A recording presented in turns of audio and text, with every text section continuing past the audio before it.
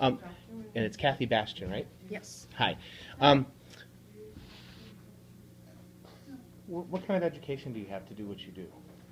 Okay, I'm from Minnesota. I have a bachelor's in applied psychology, a lot Okay. of behavior modification, um, the teaching certificate for early childhood and parent education, Okay. where we teach parents about raising kids.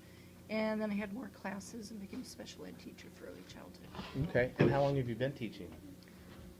Over 25 years. Wow. Okay. And it's all been in the In early child- childhood. Mhm, Okay. Early childhood or parent education Okay. tied in. What age groups do you work with? I work with the 3 to 5-year-olds. Okay. And you have, talking to you, you have two sets of classes. You have a morning group and an afternoon group? Right, the morning group is the communication and social delays, like autism. The afternoon is kind of a mixture of all kinds of things. It's cross-categorical, might be severe delays, might be physical, all the way to just speech. Okay. And same age group though, 2 to 5? Same age group, 3 to Okay. 5. What qualifies a child for developmentally delayed? Okay, they go through a screening process, and with an assessment, there's a psychologist, there's an early childhood teacher, there are a number of different people on the team, such as occupational therapist, physical therapist, speech therapist, and they're able to test them in each of the areas, the social area, the social emotional communication, physical, cognitive, adaptive. We can take a look at all of those, the motor areas, and see if they meet, I'm not sure exactly the scores, but if they meet criteria for a delayed child. Maybe they're 3, but they're functioning like a 1.5-year-old. Okay. They can look at their development in age, in chronological age, and compare it to their developmental age to chronological age. Okay. And then how does District 1 reach out? Does District 1 do anything to reach out to families with potential students who need to be in a program? They do. They try to have a lot of outreach, and they have, they work with AZIP, the Early Intervention Program, which is birth to 3 years old.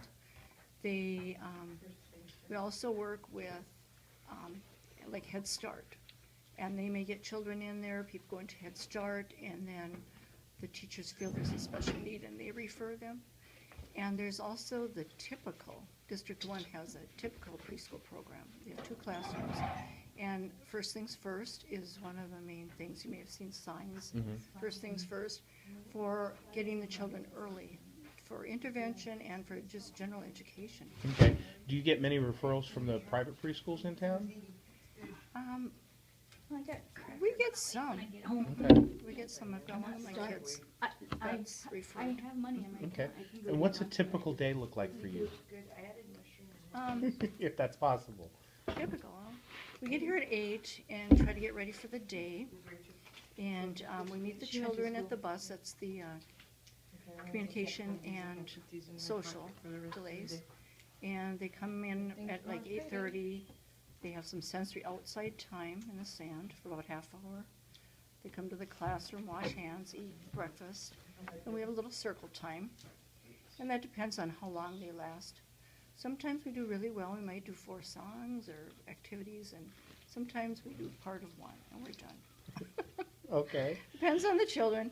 And then that group of children uses a visual schedule. So each activity, such as taking off their backpack, washing their hands, they have a little visual sticker that is Velcroed on, and they take that down when they've completed each activity and go on to the next one.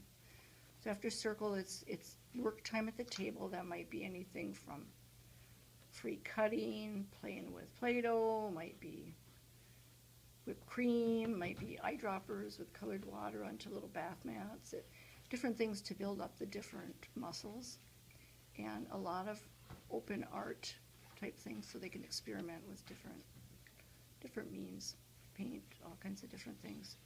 And then they have a free choice time where there are centers, and we can use that time one-on-one with children to build skills and to see where they are and kind of assess, what's going on and how they've improved. Okay. Then we have a music time, and then we go to the sensory room, and then we head home about 11:30. Okay. Then there's lunch and a little break, and then we have 3 hours in the afternoon. Basically the same schedule except for sensory. Okay. All right. And you have, how many kids do you have in the morning? We have 8 in the morning and 15 at this time in the afternoon. Okay. Probably will be 18. Is that a pretty standard number for the district, or is that too high, too low? It's pretty standard. They do not like to go over 8 for the autism class. It'd be much better if they had lower numbers because Okay. they are special needs. There are 4 adults in the class, my teacher and 3 paras. And we had a nice, mellow, quiet day today, but that is not the norm. Okay. And so you're here from 8 to 4 then, to school? 8 to 3:45 or 4, yes. Okay. Do you take a lot of work home with you? Oh, yes. Oh, yes. Well, Okay. each child has an IEP, and there's a lot of work that goes into that as far as writing it and then going the data, keeping track of the data and reports and all that type of thing. And the assessment is teaching strategies gold. There's a lot of work with that. There are the basic areas, but I think there are like 90 different questions relating to development for each child. Okay. And you're supposed to do 2 or 3 on each area. It's a lot of observing, a lot of note-taking, a lot of samples, a lot of work, and it all goes into the computer, and there's never time to do it at school. Yeah. No. So that's at home. Sounds like every teacher. Never enough time. Do you guys have specific standards that you're supposed to meet on a yearly basis, like the older elementary school kids? Mhm. Okay. Yep, and all the IEP goals, all the teaching strategy goals are all according to Arizona teaching standards. Okay. So everything we do is basically based on teaching standards. And they look like a little bit more watered down than the kinder ones. Like you still have the, like reading, you know, you start out with getting to hold the book the right way, turn the pages the right way, and more into recognizing words, you know, letters, and these are sounds, and, you know, it develops. from Okay. there. Okay. Does the district provide you with professional development like they do their general ed teachers? Get professional development? Pretty much. The paras are supposed to get 18 hours a year, and the district doesn't provide all of that. They Okay. provide like CPR, the CPI, which is crisis prevention and intervention, some things, some training. They had some physical therapy, no occupational therapy training, but does not provide all of the hours. Okay. Okay. What's the most difficult part of the job? I think having to write the IEPs.